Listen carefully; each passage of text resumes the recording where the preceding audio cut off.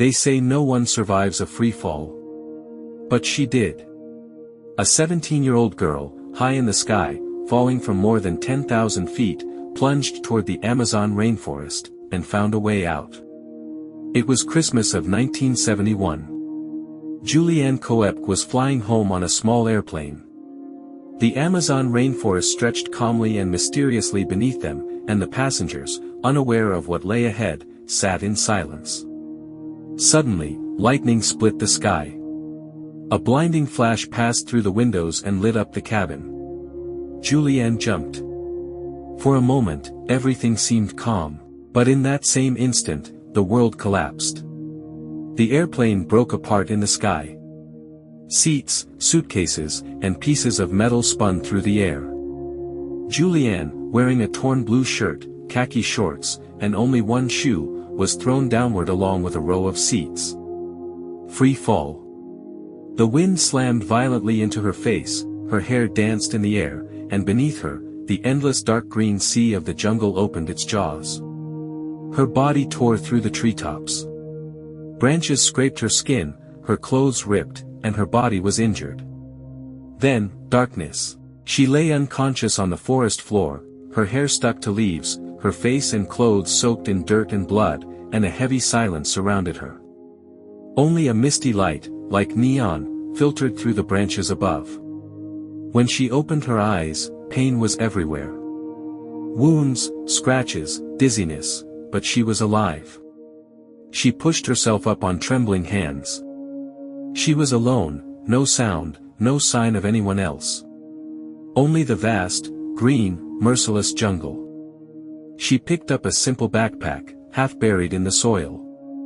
Her appearance had not changed, a torn blue shirt, khaki shorts, and one shoe. But inside her, something had awakened, the will to survive.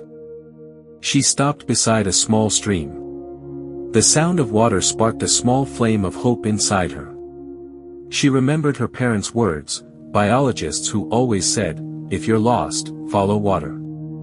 Streams lead to rivers, and rivers lead to people.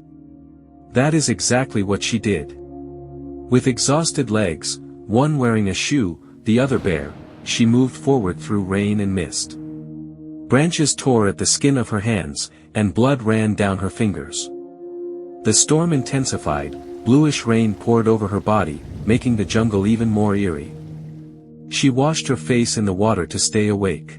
She balanced on slippery logs. She passed through tall plants, swamps, and sinking mud. Glowing insects shimmered in the mist, lighting up the night. One day, she heard voices. Her heart stopped. A little farther on, she saw the remains of the airplane, twisted metal, seats, and the silence of death. She covered her mouth. Fear swallowed hope. She did not stay there. She knew she had to keep going. The stream grew wider, turning into a narrow river. Her feet were wounded and caked with mud, but she kept walking. Until she saw a distant light between the trees. Faint, but real. A human cabin. With her last strength, she moved forward. Yellow light shone from the windows. When she opened the door, the workers inside froze. A wounded, soaked girl, in torn clothes, wearing only one shoe. But alive. They bandaged her hands and took her out of the jungle by boat. Nature was still wild and mist-covered, but it no longer held her captive. When she reached the city, she stood just as she was, wet hair, a torn blue shirt, khaki shorts, and one shoe on her foot. But her face was calm. The face of someone who had turned a fall into survival.